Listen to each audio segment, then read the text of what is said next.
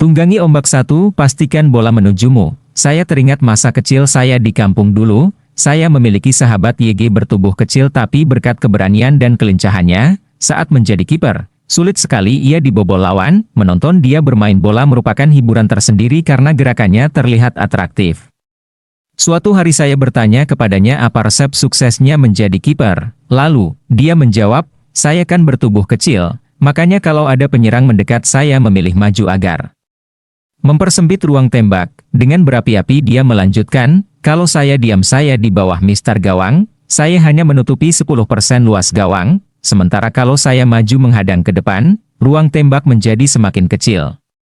Bahkan saya bisa menutup 100% luas gawang. 30 tahun berlalu, lah sekarang menjadi pengusaha sangat sukses. Kemarin saya berkesempatan makan siang bersamanya, berdua bernostalgia. Saya tanya, apa resepmu sesukses sekarang? Dia menatap mata wajah saya lalu berkata, ingat waktu saya jadi kiper dulu?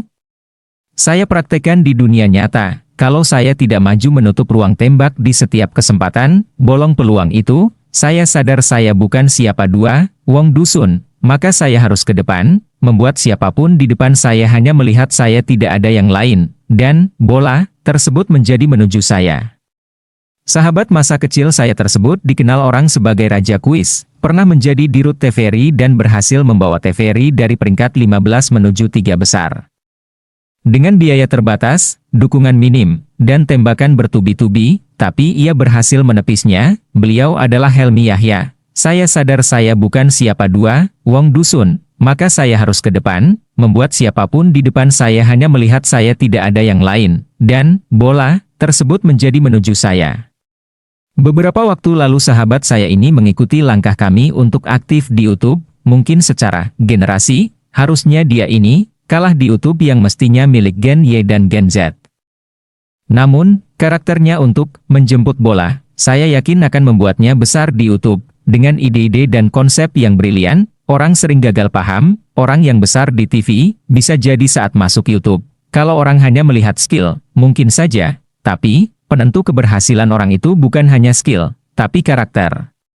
Helmy Yahya menjadi raja di televisi bukan semata skill, begitu juga saat ia terpilih menjadi dirut TVRI, bukan karena skill semata, tapi lebih karena karakter. Membuat bola menujumu, karakter yang sama ia pakai untuk menaklukkan media baru ini, maka kita akan lihat sebentar lagi dia akan menjadi sesuatu di YouTube, agar bola menujumu, sahabat, tak peduli apapun bisnis dan profesi Anda sekarang.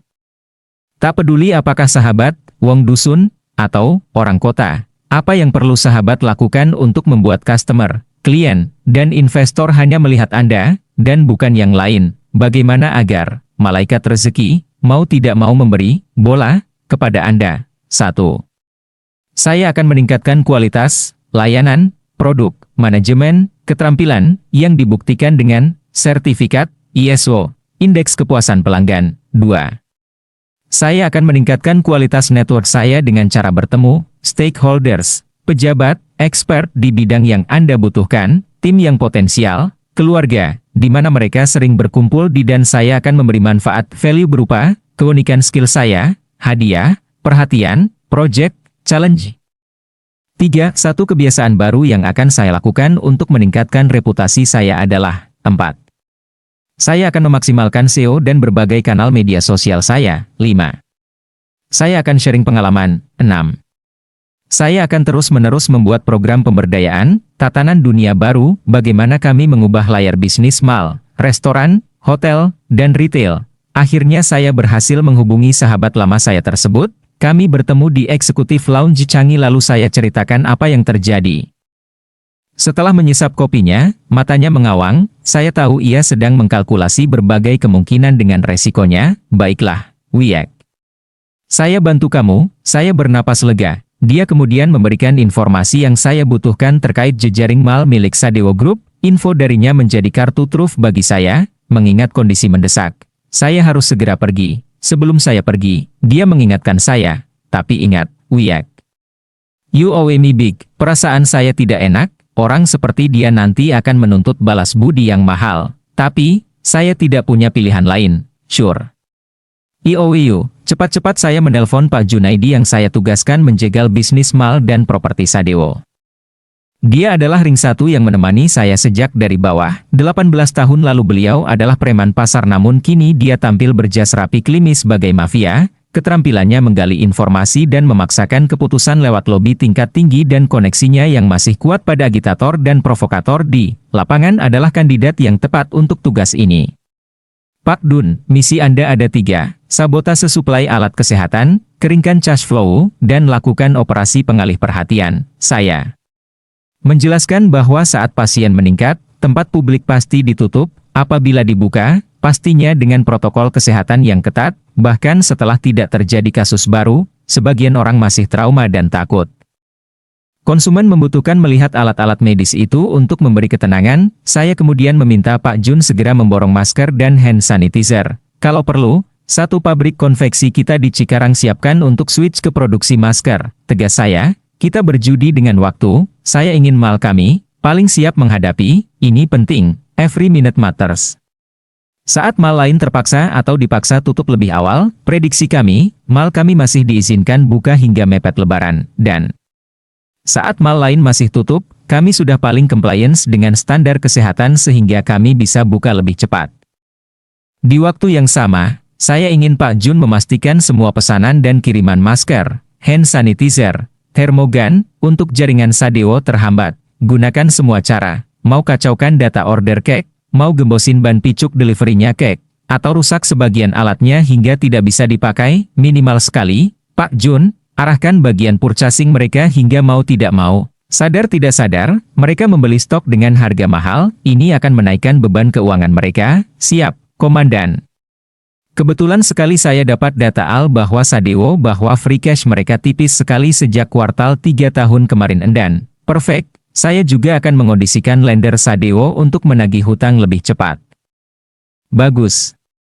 Dan saya ada satu senjata pamungkas untuk Pak Jun gunakan. Apa itu, Komandan? Dekati Lord Sugeng, nama samaran, dia penguasa daerah. Sensor, minta dia menerbitkan aturan yang meminta jaringan mal Sadewo di daerahnya tutup. Baik, Komandan. Apa Lord Sugeng mau, Komandan?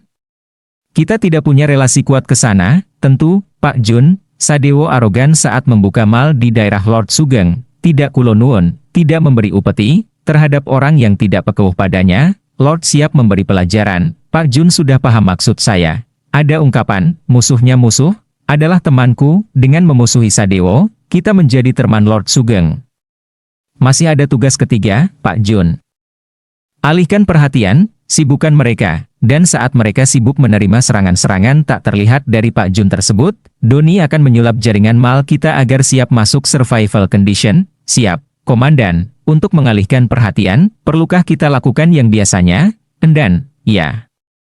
Lakukan yang biasa Pak Jun lakukan. Beberapa waktu berikutnya, muncul berita, ribuan karyawan jaringan mal Sadewo demo, sebagian menuntut karena di PHK tidak sesuai prosedur, sebagian lagi karena di demo warga. Ada satu warganya yang positif karena terpapar di mal Sadewo.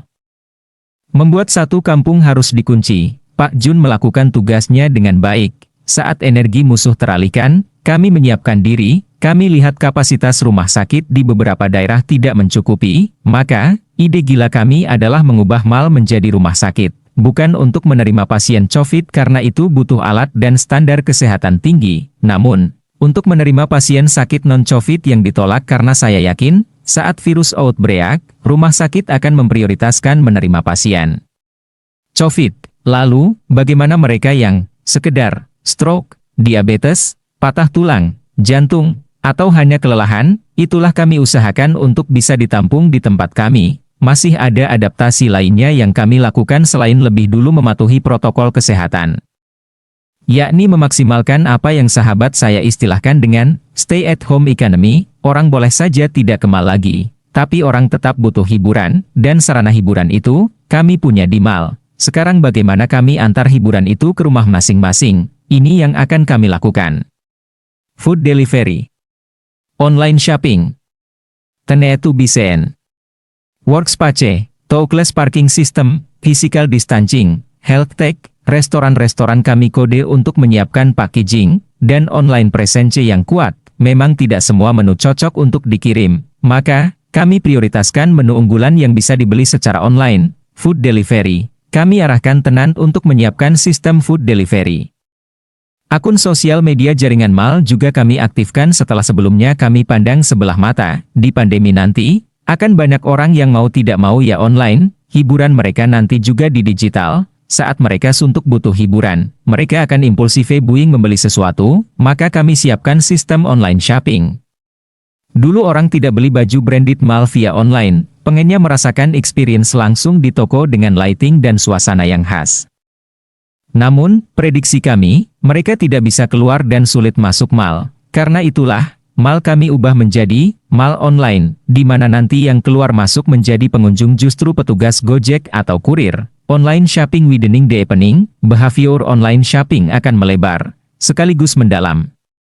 Melebar dalam hal ini adalah kategori produk yang dibeli secara online meluas. Orang tadinya tidak beli sayur, beras, bawang, daging, secara online. Namun, setelah ini konsumen akan beli sayur online. Ibu-ibu perkotaan yang sudah terbiasa belanja kebutuhan bulanan di toko kami, akan kesulitan mengubah kebiasaan secara mendadak dengan pindah belanja ke warung tetangga. Mereka akan lebih yakin belanja di tempat kami. Hanya cara berbelanjanya saja yang berubah. Workspace, orang akan dianjurkan untuk work from home. Mungkin nanti akan terbit aturan yang memaksa perusahaan untuk mewfh-kan karyawan. Kendalanya adalah, tidak semua karyawan itu punya rumah dengan kamar kerja. Tanpa itu, kerja di rumah akan penuh distraksi, tidak akan produktif. Maka, kami siapkan spot-spot untuk orang bisa duduk depan laptop dan menikmati jaringan internet yang kuat. Mal kami sulap menjadi working space raksasa. Kelebihan dibanding bekerja di rumah, kafe, atau working space biasa adalah, ya kami adalah mal. Mereka bisa bekerja di area yang luas, bisa sekalian belanja, bisa sekalian kulineran, bisa sekalian nongkrong.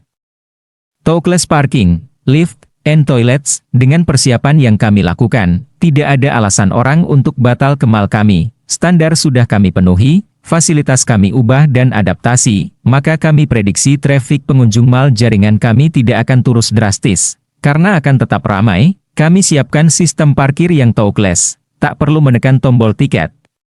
Toilet juga kami ubah supaya keran, hand dryer, dan sanitasi lainnya touchless, begitu juga saat naik lift, tidak disentuh dengan tangan, tapi diinjak pakai kaki.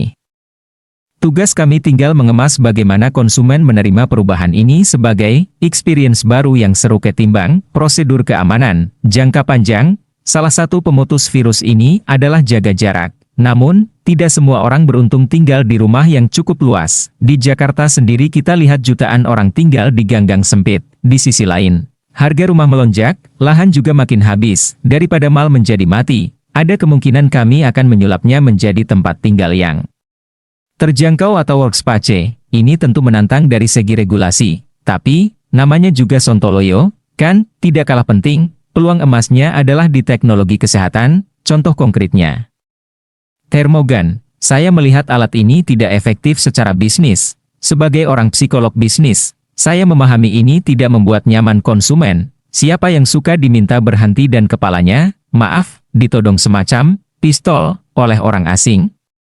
Saya membayangkan banyak pengunjung akan merasa diperlakukan tidak sopan. Karena itu, saat orang lain masih sibuk impor termogan, saya udah melangkah lebih jauh. Saya memesan thermal scanner, pengukur suhu tubuh dengan kamera dan terkoneksi dengan monitor. Secara psikologis, ini lebih bagus untuk customer. Mereka tidak merasa tersinggung karena ditembak kepalanya. Justru, saya membayangkan visitor justru senang karena melihat sensasi baru.